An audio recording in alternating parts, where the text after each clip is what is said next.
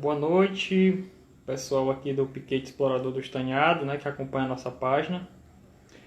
Como previsto, hoje à noite, às 19 horas, nós vamos, né, fazer mais um ao vivo.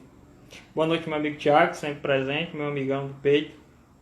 E assim, a temática que nós escolhemos para hoje, na verdade, são duas. A primeira, nós vamos falar sobre os párocos ou os administradores paroquiais que mais se destacaram na freguesia de Nossa Senhora dos Remédios, ou seja, na paróquia de Nossa Senhora dos Remédios. E logo em seguida, se confirmar, vou confirmar daqui a pouco, uma live sobre os bastidores das campanhas eleitorais de União entre 1996 até 2016. Né? Mas, primeiramente, nós vamos falar sobre essa live de agora. Ela trata sobre os padres, né, os párocos que passaram pela freguesia de Nossa Senhora dos Remédios, ou seja, a paróquia de Nossa Senhora dos Remédios. Né? Assim, no decorrer da história, né, a paróquia de Nossa Senhora dos Remédios ela tem mais de 100 anos, né, ela foi criada inclusive primeiro do que a Vila de União, né, ela foi criada em 1853, no dia 27 de agosto. E de lá para cá, muitos padres, né, dezenas de padres passaram pela paróquia, né? Entre eles os administradores, ou seja, os párocos, os administradores paroquiais, ou muitos deles colados ou outros ecônomos, ou seja, encomendados. Então, no total, nós tivemos 20 administradores paroquiais, ou seja, 20 padres que vieram para reger a paróquia de Nossa Senhora dos Remédios. Então, nós tivemos padres de todos os gostos, de todos os tipos. Nós tivemos padres populares, nós tivemos padres polêmicos, festeiros, misteriosos, políticos, né? Padres políticos, isso lá no final do século XIX e início do XX era muito comum. Tivemos padres capitalistas, comunistas até e até fascistas. Ou seja, tivemos padres de todos os gostos e tipos, né? E muitos deles, né, se destacaram de alguma maneira, né? Então, nós vamos aqui listar alguns, né, desses 20, nós vamos citar pelo menos 14, né, que, ao nosso modo de ver, foram os que mais se destacaram. Né? Então, o primeiro que a gente vai citar é o primeiro pároco, o padre Simpliciano Barbosa Ferreira. O Simpliciano ele foi o primeiro vigário a chegar para administrar a então freguesia de Nossa Senhora dos Remédios, né? Criada lá em 53. Então o Simpliciano, ele era natural, ele era piauiense, natural aqui da região de Nossa Senhora dos Remédios, né? Que na época chamavam de Peixe, né? Ou Fazenda Peixão. E ele era membro de uma família abastada, né? Ou seja, ele era um Castelo Branco. Ele era Simpliciano Barbosa Ferreira, mas era uma ramificação dos Castelo Branco, né? Uma família muito poderosa aqui no norte do Piauí. Então ele chegou para administrar a paróquia mais ou menos em 1854, ou seja, cerca de um ano depois da criação. Por quê? Porque é sabido que entre 53 e 54, o padre Simpliciano fez uma viagem à Europa, um tour pela Europa, para assistir à aclamação da Imaculada Conceição pelo Papa Pio IX. Né? Então ele era muito devoto de Nossa Senhora da Conceição. Então ele fez essa viagem, né, para a Europa. Acredita-se que curteado por uma de suas irmãs, né, pela irmã dele mais velha, que era muito rica. Né? Então ele deva ter chegado em 1854. Né? Quando ele chega da viagem, ele assume de vez a paróquia de Nossa Senhora dos Remédios. Então ele permanece por 33 anos à frente da freguesia de Nossa Senhora dos Remédios. Ou seja, ele foi o padre que mais permaneceu em união. Então ele foi um padre que se dividiu entre a igreja, a vida religiosa e a vida política. Lembrando que lá no século XIX, lá no Segundo Reinado, a igreja ela era como se fosse uma ramificação do Estado. Ou seja, os padres eles ocupavam postos, postos públicos, né? Eram empregados, muitos deles eram subsidiados pelo próprio cofre do Império. Ou seja, eram os governadores de província que, por exemplo, custeavam as paróquias, né? Pagavam o salário desses padres, né? Muitos deles. Então, o padre Simpliciano ele era ligado ao Partido Liberal, né, lá no Segundo Reinado. Então ele deu muita atenção à política, né, e também, claro, à paróquia, né? Então a gente aqui, inclusive a gente lista, né, o Padre Simpliciano como um dos 3 párocos mais importantes de União, né? Talvez o mais importante, porque ele, por exemplo, empreendeu a construção da Igreja Matriz de Nossa Senhora dos Remédios, né? Que até a sua chegada, né, não havia igreja, só uma capela, que daqui a pouco a gente vai falar. Então, assim, o Padre Simpliciano, ele era ligado, como já dito, ao Partido Liberal, né, e disputou, inclusive, uma eleição para a Assembleia Provincial em 1867, e ele foi eleito para a legislatura de 1868 e 1869. Então, ele era um dos líderes do Partido Liberal, ou seja, dos urubus, como eram chamados, na Vila de União. Ele era uma liderança muito importante ao lado do seu irmão, o Tenente-Coronel Francisco Barbosa Ferreira. Então, essa influência política dele, por exemplo, fez com que ele fosse capaz de conseguir a construção da Igreja Matriz. Por quê? Porque a paróquia de Nossa Senhora dos Remédios, apesar dela ter sido criada em 1853, cerca de 10 anos depois, ela ainda não tinha uma igreja à altura. Ou seja, o que se tinha era uma capela velha, né, já em estado bastante deteriorado, que fora construído lá no primeiro quartel do século XIX, nos anos 20 ou 30. Né? Então, a paróquia de União, né, importante já naquela época, necessitava de um templo à altura, porque, inclusive, se temia que o templo desabasse na cabeça dos fiéis. Então, por volta do final da década de 1850, o padre Simpliciano, através da sua influência, junto à administração pública, conseguiu, com o governo da província, subsidiar essa construção, né, do novo templo, né, da igreja que a gente conhece hoje. Então ele conseguiu montar uma comissão, né, para a construção da igreja.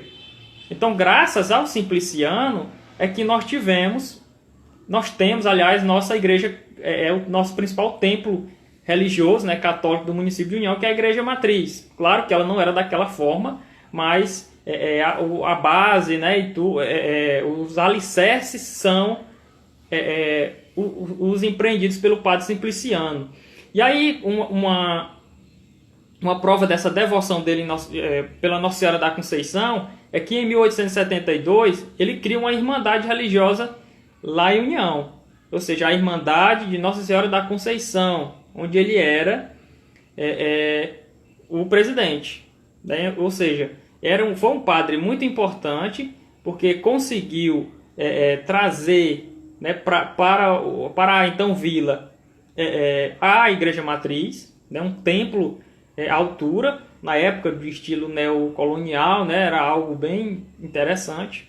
Só que o padre ele era muito doente, né? Por diversas vezes o padre Simpliciano interrompeu, por exemplo, a sua vida religiosa e até a política para tratar da saúde, né? Ele era muito debilitado. Inclusive, o próprio mandato dele de deputado, ele não conseguiu concluir por conta da saúde. Então, em 1886, por incrível que pareça, né, no dia 1º de janeiro, ele faleceu em Campo Maior, numa fazenda de uns parentes que ele costumava ir se tratar quando estava enfermo. Então ele falece, isso causa um baque muito grande na Vila de União, assim como todo o norte do Piauí. Ele é sepultado em Campo Maior, só posteriormente é que seus restos mortais foram enviados para a matriz que ele construiu, né?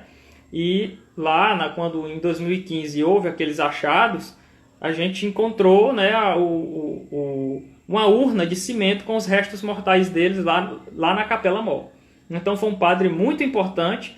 Ele, infelizmente, é pouco lembrado, as pessoas só se lembram porque ele dá nome a uma rua, né, mas a sua importância para o desenvolvimento da Vila de União, né, da própria paróquia, muitas pessoas desconhecem, né? Foi uma grande liderança política, assim como religiosa. Então, com a morte do ainda jovem, né, ele morreu com cerca de 50, quase 60 anos, né, relativamente. Quando ele morreu, rapidamente, a Diocese do Maranhão, que então nós aqui do Piauí pertencíamos, não tardou em enviar um substituto, né? Ou seja, veio lá enviado da paróquia de Santana do Buriti, aqui na cidade, no município de Buriti do Maranhão, um outro padre, o maranhense Álvaro José de Lima. É um cara muito culto, né? Também de uma família de posses, ordenado em Paris, na França, né? Era doutor, tinha um título de doutor. Então o doutor Álvaro José de Lima, já nos finais de janeiro de 1886, assume interinamente a paróquia de Nossa Senhora dos Remédios, né? Lembrando que o padre Simpliciano ele era colado, né? Ou seja, ele foi colado em 1862 e permaneceria, como permaneceu, em união até a sua morte. Então o padre Álvaro veio, a princípio, para 2 anos, né? Aqui na paróquia de União. Só que ele permaneceu por 15 anos. Só que ele foi um padre que deu mais atenção à política do que à própria vida da igreja, né? Ele se engajou muito mais na política. Ele, quando chega em União, ele traz um irmão, né? um farmacêutico chamado Eugênio José de Lima. E eles eram membros do Partido Conservador. Nós estávamos aí já no final da monarquia. E em União havia uma briga muito intensa entre o Partido Conservador local. Era um partido inchado, composto de no mínimo 4 grandes grupos políticos. E esse grupo, eles se degladiavam entre si. Então, ele chega com o irmão e tenta se enturmar ali com os membros do Partido Conservador. Só que ele não encontra o espaço que ele desejava, né? Ou seja, era um partido já bem cheio de picuinhas, né? Cheio de intrigas, de disputas internas. Ele, com o irmão, não encontraram espaço. Tanto é que em 1887 há uma grande migração de membros do Partido Conservador Unionense para o Partido Liberal, onde se insere aí o padre Álvaro com o irmão, né? Em 1887 há a chamada cisma, ou seja, 15 eleitores, 15 membros do Partido Conservador Unionense, por conta dessa falta de espaço dentro do partido, migra para o partido opositor. E aí vai junto o Álvaro José de Lima. E aí ele encontra um cenário perfeito, porque no Partido Liberal, o Partido Liberal, né, já estava órfão de uma liderança política, no caso um padre. Ou seja, o pároco de então Simpliciano, a grande liderança do Partido Liberal, tinha falecido, e aí junta-se o útil ao agradável. O Álvaro José de Lima encontra o espaço que ele desejava politicamente em União, e o Partido Liberal preenche essa vaga deixada pelo vigário Simpliciano Ferreira. Então, ele se une com o irmão do padre Simpliciano, Francisco Barbosa Ferreira, e juntos comandam aí o Partido Liberal nesse final de monarquia, né? E aí outros fatos interessantes envolvendo o padre Álvaro, porque com o fim da monarquia você tem a Constituição de 1891 e um reordenamento político, né, administrativo, e você tem a separação da igreja com o Estado. E aí nós temos o padre Álvaro José de Lima, em cerca de 1891, até propriamente antes de 1891, né, em 1890, se não me engano, o ministro então da Justiça, Campos Salles, ele já tinha criado, por exemplo, o casamento civil, né, a secularização dos cemitérios, bem antes mesmo da Constituição. E o padre Álvaro, claro, a igreja ali zangada, né, porque estava perdendo privilégio, o padre aproveitou, por exemplo, as missas, as novenas na igreja matriz para pregar sermões contra, por exemplo, o casamento civil. Nesse início de república, nós temos a tentativa da criação dos partidos católicos para enfrentar aí os republicanos, né, os diabos, como eles chamavam lá em União. Então, o padre Álvaro chegou, por exemplo, a passar um abaixo-assinado dentro da igreja, das missas, né, para o pessoal que tivesse interesse assinar e ingressar no Partido Católico, né? Ou seja, o Padre Álvaro aí foi um dos que mais protestaram contra essa separação da Igreja com o Estado. Só que, em 1892, o Padre Álvaro vai comandar um partido em união. Ou seja, ele ali zangado com o início aí da República, né, com a separação da Igreja com o Estado, só que com o reordenamento político partidário que ocorre com a República, né, com a formação de novos partidos, ele consegue se encaixar. E aí ele lidera, juntamente com o Benedito Rego e o Francisco Barbosa, um partido chamado Partido Democrata, né, onde o padre ele vai militar nesse partido até sua saída. Nesse período aí, quando ele permanece, quando ele chega em 1896 e quando ele vai sair só em 1901, ele assume, por exemplo, o posto de inspetor literário, ou seja, uma espécie de diretor escolar ou de secretário de educação, né? Fazendo aqui trazendo para hoje, né? Era uma função mais ou menos como essa. E ele vai assumindo postos importantes na cidade por conta do seu envolvimento político. Tanto é que, em 1896, o Padre Álvaro consegue se eleger intendente, o que hoje para a gente é um prefeito, né? Era o executivo. Então o Padre Álvaro consegue ganhar a prefeitura, digamos assim, uma intendência. Então, pouca gente sabe, mas a União já teve um padre prefeito, né, um padre intendente. Só que o padre ele governou por pouco tempo, porque 150 dias depois ele foi retirado do cargo, porque a eleição que ele foi eleito foi considerada suspensa, ilegal. Então ele sai, né, ele não consegue nem esquentar a cadeira. Mas mesmo assim, ele continua uma liderança política muito importante. Aí outro detalhe que o envolve é que dizem que ele gostava muito de confessar as novinhas, né?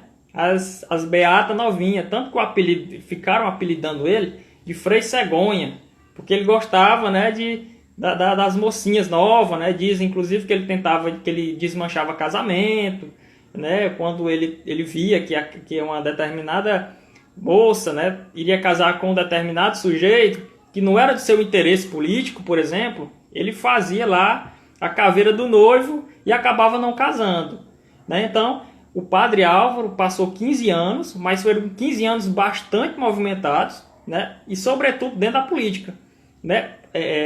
Na própria igreja, né? Dentro da igreja, a sua atuação pastoral ela é muito pouca, ela é muito ínfima, né? Ou seja, foi um padre muito mais voltado para a política, né? Então ele foi o segundo pároco. E aí nós vamos falar de um terceiro, que no caso, na ordem cronológica de chegada, seria o quarto. O quarto pároco assumia a freguesia de Nossa Senhora dos Remédios, né? Que aí já era paróquia, né? Que foi o padre José Paulino de Miranda, que permaneceu aí um pouco mais de 10 anos. Né? Aliás, quase menos de 10 anos. Ele chegou em 1904 e saiu em 1913. Então era um padre que, ao contrário dos dois primeiros citados, ele não tinha tanto envolvimento com a política, até por conta de uma mudança de postura da igreja, né? A questão da romanização, da universalização da igreja católica, né? Que passou, por exemplo, a proibir o envolvimento dos padres diretamente com a política, né? Mas o padre José Paulino, apesar dos pesares, ele teve algum envolvimento político, né? Mas não como os seus antecessores.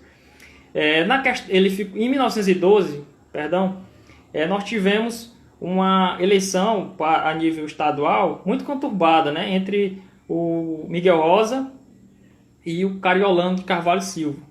Nós vivíamos, por exemplo, aí nesse período, a política das salvações, nós tínhamos a igreja contra a maçonaria, né, e o padre José Paulino, apesar de ser um padre e um sacerdote, ele não apoiou os anti-maçom, né? Ou seja, ele não apoiou o candidato Cariolano, que fazia oposição, aí enfrentava o Miguel Rosa, aí, da turma aí da maçonaria. Isso por quê? Porque o padre José Paulino ele tinha uma ligação muito grande com o coronel Rego Filho.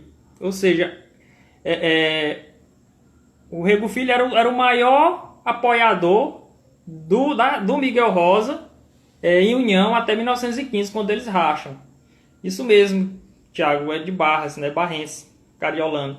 Então o padre Zé Paulino, ele ficou do lado do Rego Filho, até por conta, a gente acredita, da grande contribuição, ajuda que o Rego Filho dava à paróquia, né? Ele doava custódia, doava paramentos, né? Ou seja, era um dos colaboradores com a Igreja de União.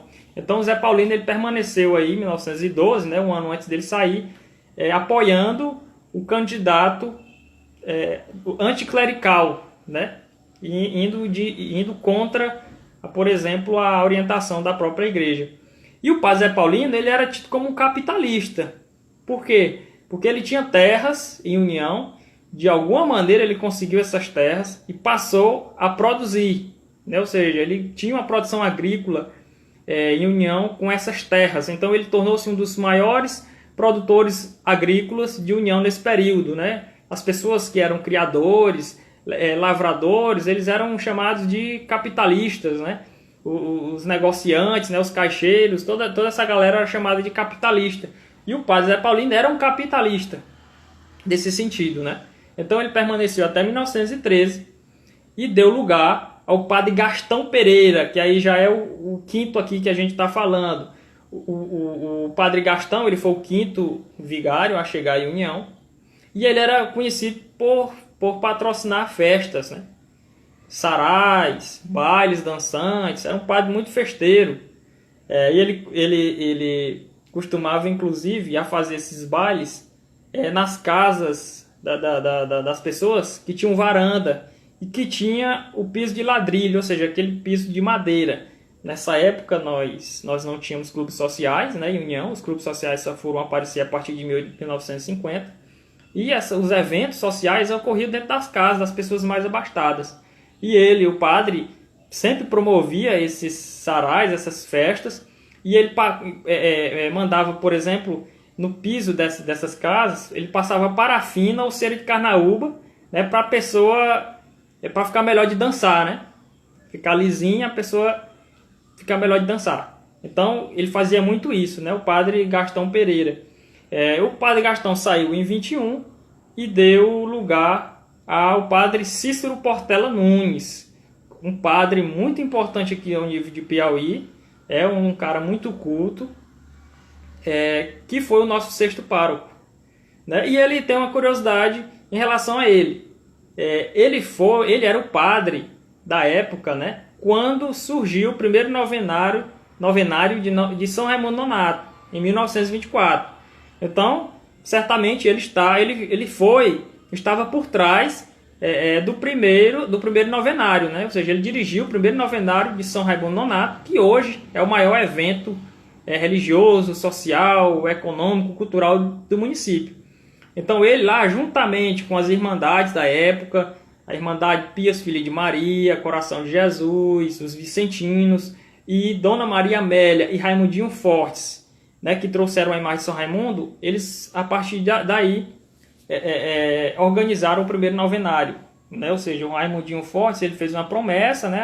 Aliás, sua mulher fez uma promessa pela sua saúde, né? E caso ele fosse atendido, né? A mulher, o casal, aliás, mandaria pegar uma imagem de São Raimundo Nonato e trazer para União, e daí fazer um novenário. E aí, de 1924, né, até hoje, é o maior evento que nós temos em União. Então o padre Cícero, ele esteve por trás desses primeiros festejos. E ele era um padre tido como fascista. Por quê? Porque quando ele saiu de União, ele foi para o Rio de Janeiro. Lá ele se tornou jornalista, se tornou poeta, orador sacro, polemista. E ele se envolveu lá com a galera do Plínio Salgado, dos integralistas, né? Ou seja, um grupo de extrema direita, né? Tidos como fascistas.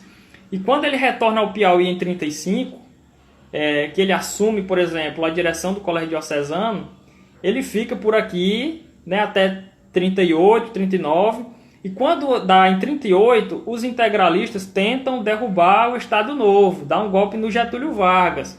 E o Cícero Portela era o mais cotado para assumir o governo do Estado, caso os integralistas, quase não sai, assumissem o poder, né? Conseguisse tirar o Getúlio Vargas. Então, por pouco, né, digamos assim, o padre Cícero não chegou a ser um governador do Piauí. Então, ele sai em 27, né, como já disse. Ele, em 38, quando o golpe dos integralistas não dá certo, né, ele acaba voltando para o Rio de Janeiro, onde ele vai falecer lá. Né? Depois do padre Cícero, vem o padre Acilino Portela, né? E em seguida do padre Acilino Portela, vem outro padre Cícero, o padre Cícero Santos. Esse ele permanece de 30 até 1936. E a gente cita o nome dele porque ele é o padre do período em que há a morte da Santa Isabel, da tida Santa de União, né? Ou seja, inclusive nós vamos fazer um ao vivo só para falar sobre a Isabel, né? E onde envolve aí, onde tem a participação do padre Cícero Santos, que as pessoas acreditam, aliás, que ele teria escondido o corpo da dita santa, né? Então, mas ele era um padre muito popular na cidade, ele era de Picos, tanto é que quando ele faleceu misteriosamente, lá no centro do sítio, no interior de União, ele é sepultado na cidade, ou seja, ele não vai para Picos. Era um padre muito popular.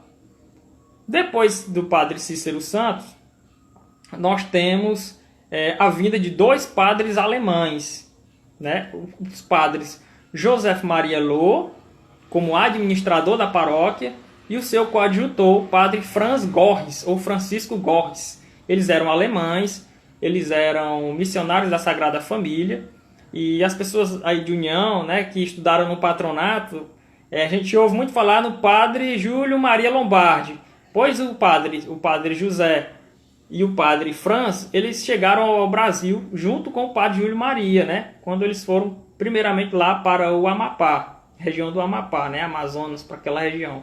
Então eles chegaram aqui em 36, né, com a morte do Cícero Santos, eles são enviados para a cidade. E o que mais se destacou aí na administração deles foi a primeira grande reforma que a Igreja Matriz sofreu, desde a sua construção lá nos finais da década de 1850. Eles reformaram todo o forro de madeira, retiraram o forro antigo, colocaram um novo, construíram 2 altares laterais, que hoje não existe mais, sendo um dedicado a São Francisco de Assis. Eles mudaram toda a nave central da igreja, né? Ou seja, descaracterizaram um pouco a igreja original, né? Então, logo eles saíram, né? Eles deram lugar aí ao saudoso e talvez o padre mais importante de União, que é o padre Luiz de Castro Brasileiro, né, que também nós faremos um ao vivo só para falar sobre ele, porque ele merece mais de um live, né, porque são muitas informações sobre o padre Luiz Brasileiro, que inclusive já é objeto de estudo, né, no município. A gente está fazendo um trabalho voltado para o padre Luiz Brasileiro, que chegou em 1942, né, recém-ordenado, e permanece por 19 anos, né, ou seja, nesse período, nesses 19 anos que o padre Luiz esteve com a gente, ele não se voltou somente para o aspecto religioso. Ele se voltou para o social, para o cultural, para o educacional, né? Ele aparelhou a paróquia e engrandeceu a paróquia de Nossa Senhora dos Remédios. Ou seja, União, a nível de Igreja Católica, a história de União a nível de Igreja Católica, ela pode ser contada de antes do Padre Luiz e depois do Padre Luiz, né? Ou seja, logo de cara, quando ele chega, ele vê a carência da qualidade do ensino, né, da educação no município, e ele consegue construir, né, juntamente com alguns benfeitores, o Patronato Maria Narciso, né? E consegue também trazer, através do Dom Avelar, a congregação das Irmãs Cordemarianas, né? Ou seja, lá em 1945 era um colégio filantrópico, né, voltado tanto para ricos como para pobres. Vejam, o Padre Luiz chegou em 1942. Em 1945 ele entrega um mega colégio, na época um dos com maiores infraestrutura do estado, né, como hoje nessa região aqui, né, de União é referência. Então ele consegue dar aí trazer essa qualificação educacional para o município, né? Ele também cria o primeiro, aliás, um centro operário chamado Centro Operário São José, que era uma espécie de sindicato, né, onde prestava assistência religiosa e social, por exemplo, jurídica aos trabalhadores do campo, né? Inclusive eles custeavam funerais, né? Ou seja, o pessoal fazia catecismo, né? Ou seja, ele dava uma assistência religiosa, social e até jurídica para os trabalhadores rurais. Ele traz, por exemplo, a primeira amplificadora da cidade, que ainda não existia. Ele trouxe, né? E essa amplificadora percorria aí os eventos da Igreja Católica, né? Os eventos sociais, né? Que pediam emprestado, ele emprestava. Então, assim, ele movimentou muito a paróquia de Nossa Senhora dos Remédios, sobretudo nos anos 50, né? Nos anos 50, a paróquia de União, ela foi muito movimentada e muito engrandecida. Ele, por exemplo, comprou o primeiro jipe da paróquia, o primeiro veículo da paróquia. Ele construiu o salão paroquial em 1951, né? Ou seja, um cine-teatro para a paróquia de União. Ele criou, a nível cultural, o Dia dos Vaqueiros. Hoje, a maior referência cultural do município, 29 de agosto, foi ele quem empreendeu, juntamente com alguns vaqueiros da época, lá em 1944. Ele conseguiu comprar uma fazenda, né? A fazenda Nossa Senhora dos Remédios, lá na localidade de Santa Rosa. Para quê? Para ele criar, né? Colocar animais para os leilões da Igreja Católica, né? Às vezes eles recebiam tantas joias, né? Como a gente chama, para os leilões, que às vezes não conseguia arrematar, não conseguia vender, e aí não tinha lugar para botar. Então ele colocava lá na fazenda Santa Rosa. Então, uma outra obra do Padre Luiz de Castro Brasileiro. Outro detalhe importante é a Capela do Patronato, que inclusive hoje faz aniversário, né? A Capela de Nossa Senhora de Fátima, ela foi inaugurada no dia 13 de maio de 1956. E ele também fez uma campanha com benfeitores para arrecadar donativos e custear a construção da capela, né? Ou seja, uma capela maior do que a que já existia. Outra questão interessante dele também, ainda empreendendo aí na educação, foi a Fundação União, que foi uma fundação filantrópica que foi criada entre alguns unionenses, né, os mais abastados, para trazer para a cidade um ginásio, né? Ou seja, lá em 1957, União só tinha até o ensino primário. Então, quem terminava o primário ficava sem estudar. Quem não pudesse ir para Teresina, ficava sem estudar. Então, diante da recusa do governo do estado em instalar um ginásio em União, que já era necessário, o Padre Luiz Brasileiro, juntamente com outros cidadãos, conseguiram criar uma fundação, arrecadar valores em dinheiro e construir o ginásio estadual Filinto Rego, né, o primeiro ginásio da cidade. Ou seja, em 45 ele traz o Colégio Patronato e 12 anos depois o primeiro ginásio da cidade, né? Ou seja, é um padre que a gente pode dizer que foi um dos que fez mais do que muitos prefeitos, sem dúvidas nenhuma. Ele também tinha uma fama, as pessoas diziam, né, que ele era namorador. A gente não tem comprovação verídica disso, é só boatos, mas diziam que ele gostava muito de namorar, né? Era um padre namorador. Inclusive esse Jeep que ele comprou deu muita dor de cabeça para ele, né? Porque esse Jeep andava nos locais aí meio insalubres, né? E que diziam que era ele, né? Mas às vezes não era o motorista, né? Mas ficava aquele suspense. Será que é o padre que está ali ou é o motorista, né? Tinha Tinha essas histórias. Só que ele era colado, né? Ele era para permanecer na paróquia até sua morte, mas aí em 61 ele acabou sendo transferido por problemas aí extracampo, né? Ele foi retirado de União, né? Foi transferido de União, se não me engano foi para Ilhéus Bom Veloso, depois para Altos, onde ele faleceu, inclusive está sepultado. Então era um padre que gozava de muita popularidade. Todo mundo que você perguntar, quem conviveu com ele, como era o padre brasileiro, todo mundo vai lhe dizer a mesma coisa. Era um cara que tratava bem o branco, o preto, o rico, o pobre, o homem, a mulher, o menino, o caboclo, o rico. Ou seja, era uma pessoa muito bem articulada. Quando ele sai, entra o padre Isaac José Vilarinho. O padre Isaac, ao contrário do seu antecessor, do padre Luiz, ele não nutria muita popularidade.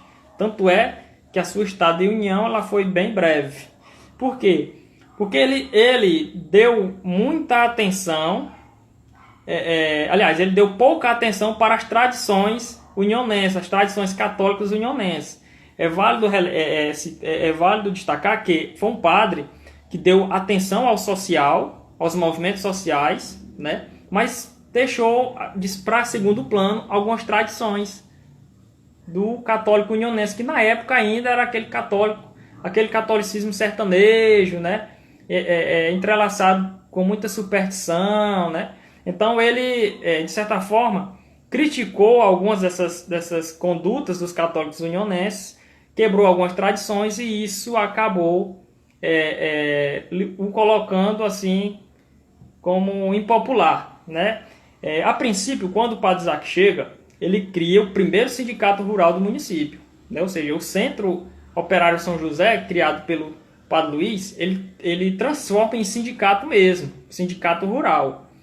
Logo em seguida, ele cria um movimento chamado Movimento da Juventude Agrária Católica, né? Ou seja, com os jovens das comunidades rurais unionenses, né, e para lutar pelos direitos trabalhistas e tudo.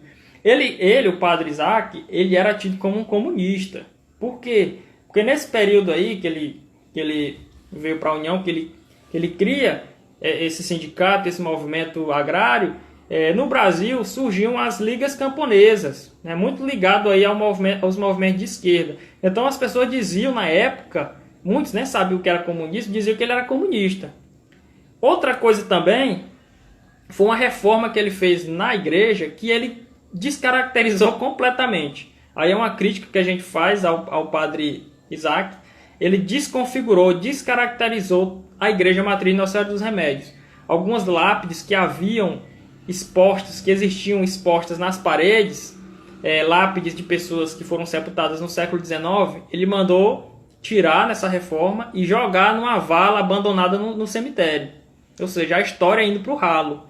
Ele também, por exemplo, doou muitas imagens e paramentos da igreja, né? Ou seja, a igreja tinha muito santo, né? Tinha muita imagem, objeto, e ele doou para as pessoas, né? Então isso também pegou muito mal para ele. Outra coisa, havia um costume entre os casais unionenses de casarem a cada 1º de setembro, aproveitando aí a festa de São Raimundo Nonato, que terminava no dia 31 de agosto. Aí no dia 1º, né, o chamado Lava Prato, as pessoas decidiam se casar, né, aproveitando ali o momento de festividade. Por que não casavam durante o festejo? Porque as pessoas da época, né, tinham a crença de que agosto era o mês do desgosto, que trazia agouro, né?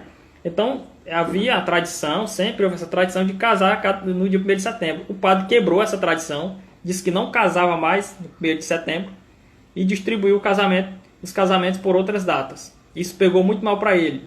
Outro fator também que levou à sua impopularidade e à sua saída foi ele criticar os costumes dos unionenses durante os festejos, né? Ele dizia que havia muito mais paganismo do que catolicismo, havia muito mais crendices, superstições do que a própria fé, né? A fé católica segundo a Igreja Católica de Roma. Então isso não pegou bem para ele.